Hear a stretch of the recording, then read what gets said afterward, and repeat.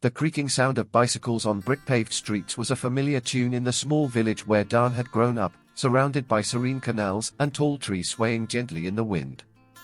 For 14-year-old Daan, life felt simple and comforting. His afternoons were divided between listening to his mother, Marieke, tell stories and spending hours with his grandfather, Peter, in the carpentry workshop. Marieke was the heart of the family, a woman with a bright spirit who seemed to turn even the greyest days into something special. Daan loved hearing her recount tales of her childhood summers, journeys along the canals, and the hopeful future she envisioned for him. The bond between mother and son was unshakable, or so he believed. Peter, on the other hand, was a quiet source of strength in Daan's life. At 72, his calloused hands shaped wood with remarkable skill and patience. To Daan, the workshop was a sanctuary, a place where Peter imparted invaluable lessons about perseverance and finding beauty in imperfections. Everything changed on a cold autumn morning. The phone rang, its shrill sound cutting through the quiet. Daan heard Peter answer, his voice muffled but tense. There was an unusual edge of worry in his tone. Marieke had been in an accident while cycling to work.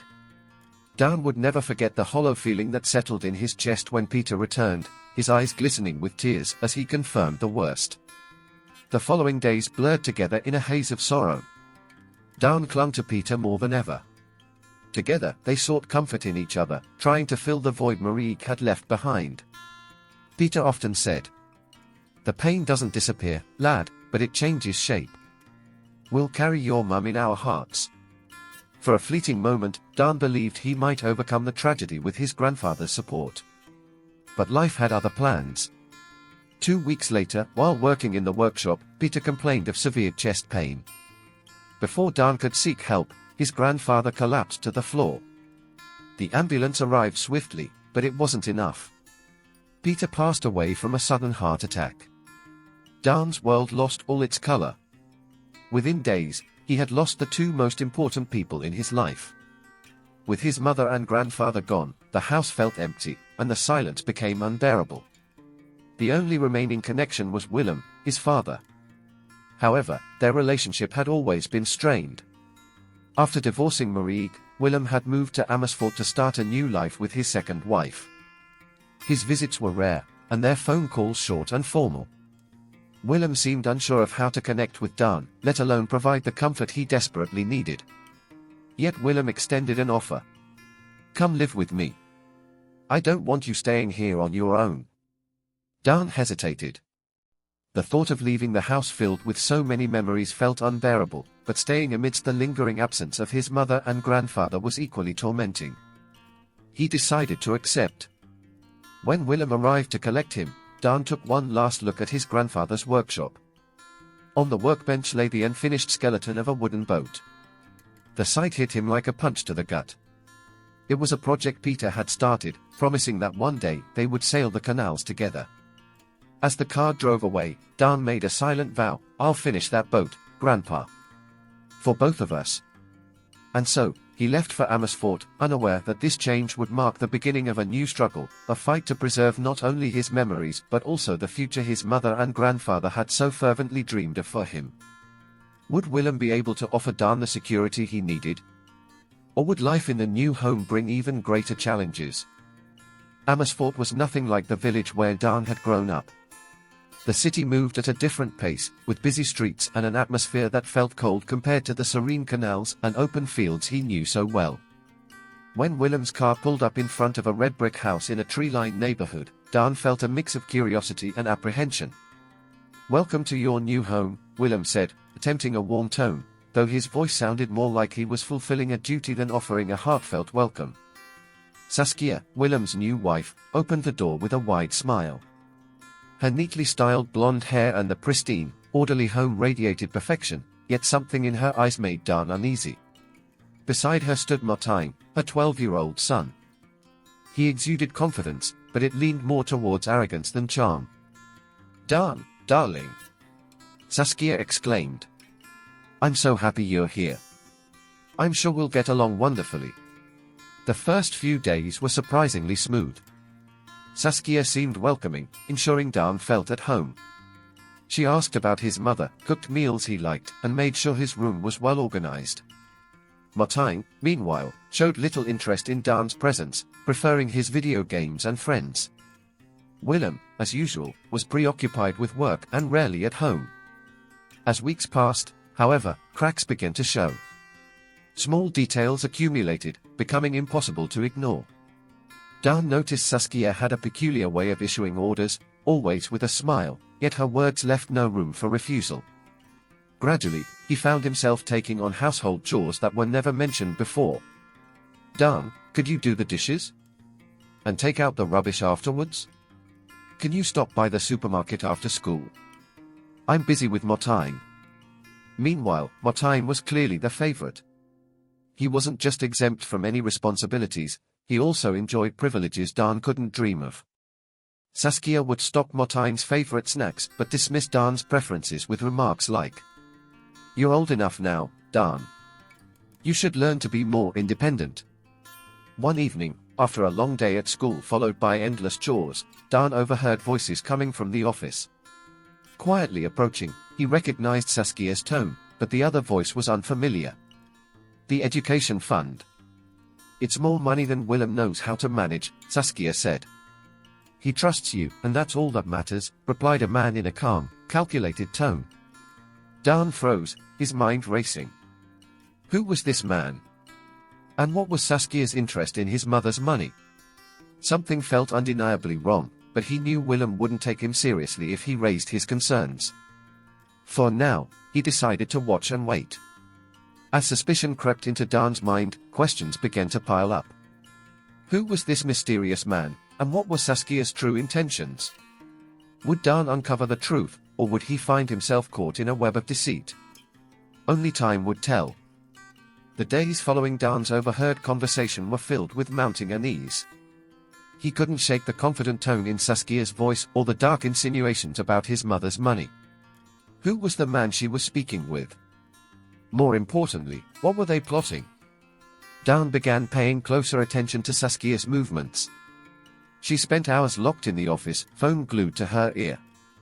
On one such occasion, Daan lingered in the hallway, straining to catch her words. "Willem suspects nothing. He just wants to keep the peace," Saskia said with a casual air. "If we handle this carefully, no one will notice." A chill ran down Daan's spine. She was definitely talking about Willem, and the implications were troubling. Still, the pieces of the puzzle remained incomplete. One afternoon, while Saskia was out, Daan mustered the courage to enter the office.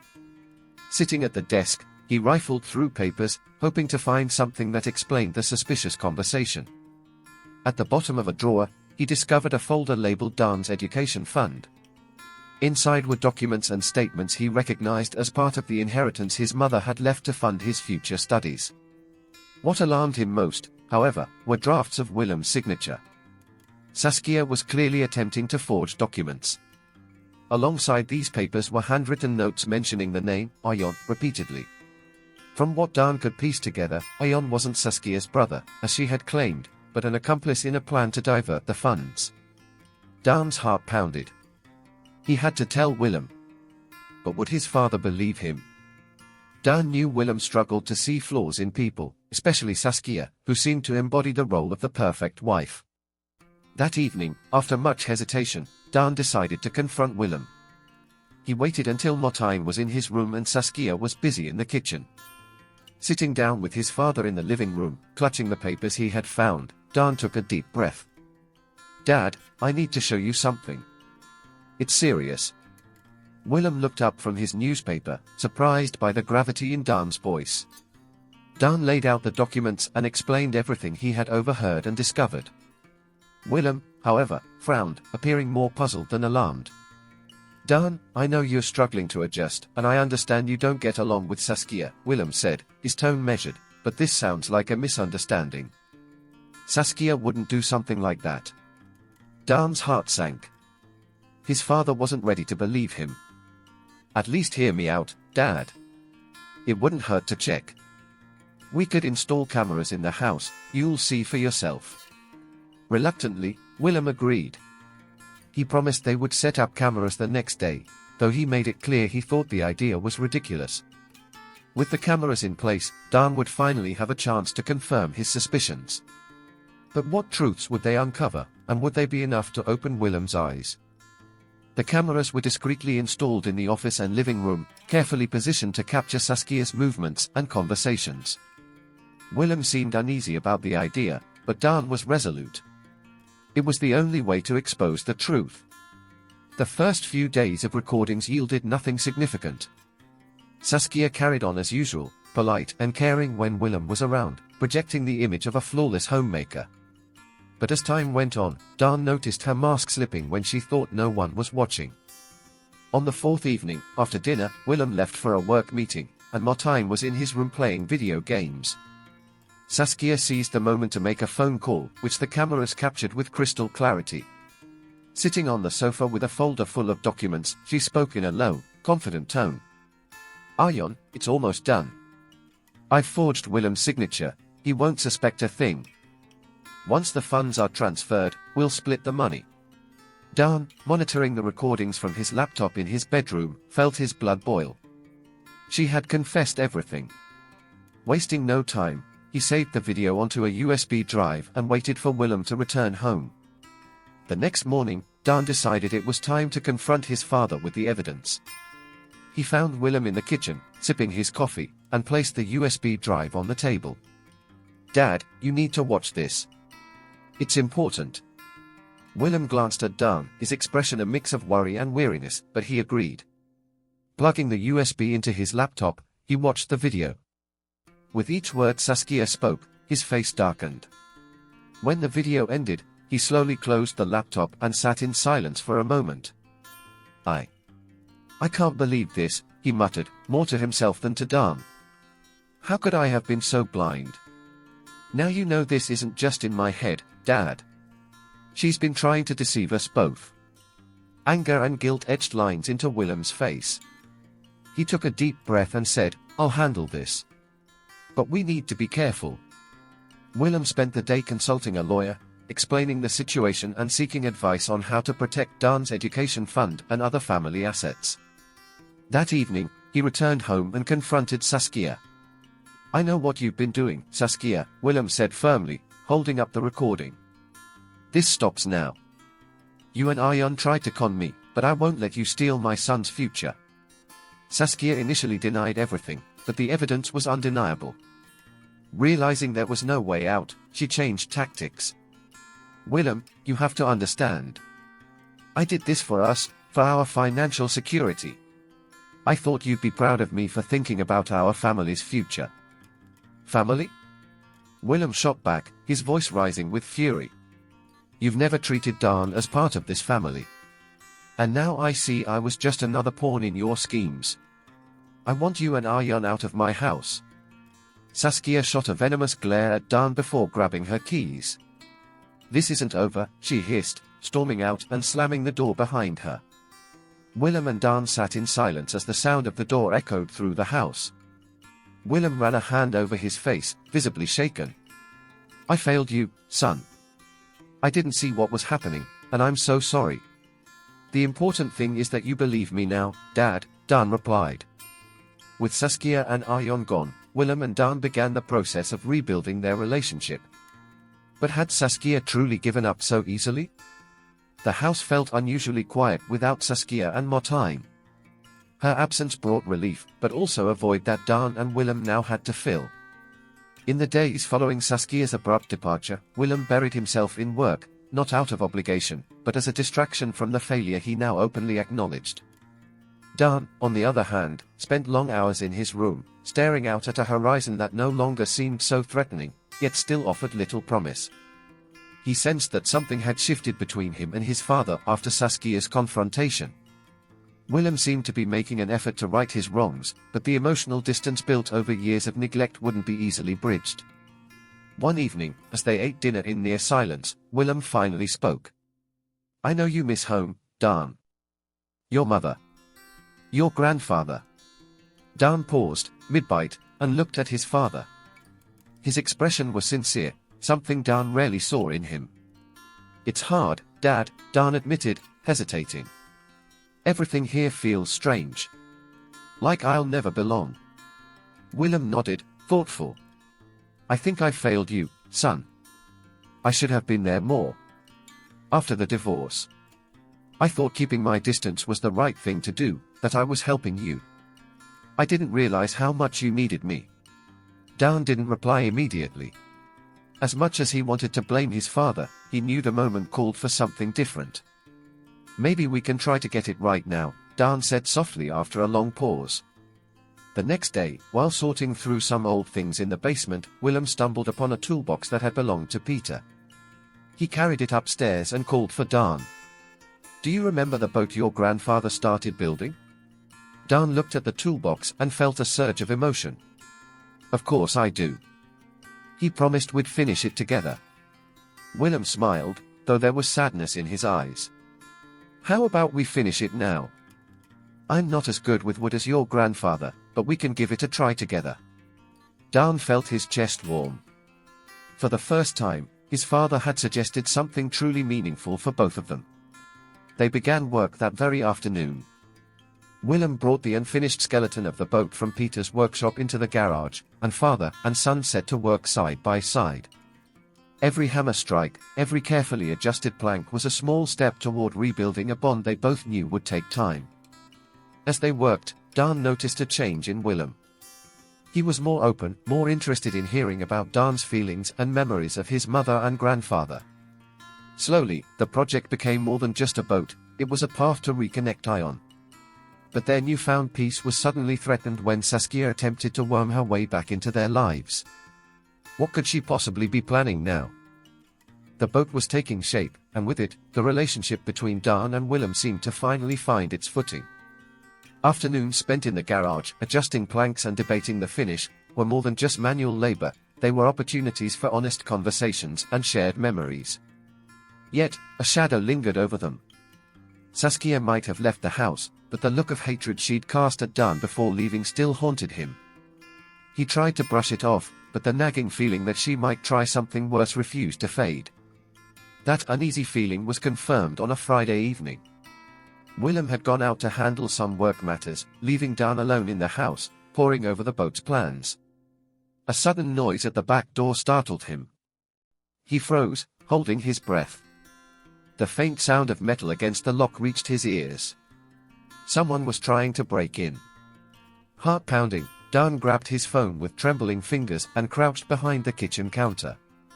As the door creaked open, he peeked through a gap and saw a familiar figure step inside. It was Saskia. She carried a large bag and was dressed entirely in black, as if prepared to avoid detection. She moved swiftly to the office, rummaging through drawers and shelves with frantic urgency. It was clear she was looking for something specific. Daan instantly thought of the documents Willem had recovered with the lawyer's help. They were now securely stored in a safe, but Saskia clearly believed they were still hidden somewhere in the house. Where is it? She muttered to herself, frustration evident in her voice. Daan knew he needed to act, but he couldn't confront her alone. Dialing Willem's number, he whispered into the phone. "Dad, Saskia's here." She broke in through the back door. "I think she's looking for the documents." Willem's shock was evident, but his voice remained steady. "Stay away from her, Daan. Lock yourself in a room. I'm calling the police and heading home now." But before Daan could move, Saskia retrieved a small key from her bag and headed toward a cabinet in the corner of the office. Daan's stomach dropped.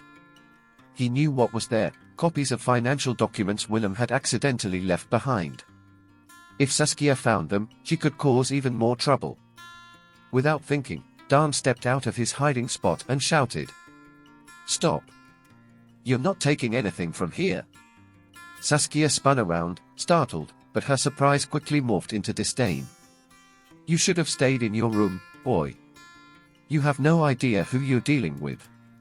She moved toward him, but Daan backed away, keeping a safe distance. Desperately, he tried to buy time. "The police are on their way. My dad knows you're here. If you leave now, you might save yourself even more trouble." Saskia hesitated, a flicker of doubt crossing her face, but she quickly shook her head, determination hardening her expression. "I've already lost everything because of you. Do you think I'll leave empty-handed?" Before she could act, the wail of a siren pierced the silence of the night. Saskia froze, panic flashing in her eyes. She bolted toward the door, but before she could escape, Willem appeared in the doorway. "Saskia," he shouted, his voice a mix of anger and disbelief. "It's over." She opened her mouth to argue, but two police officers entered behind Willem, quickly restraining her. Daan watched, a wave of relief washing over him as the tension of the past weeks finally began to ease. As Saskia was escorted out of the house, she cast a venomous glare at Daan. "This isn't over," she hissed, but her voice carried no weight. Willem approached Daan, visibly shaken. "Are you all right? Did she hurt you?" "I'm fine, Dad. But she almost got away with it."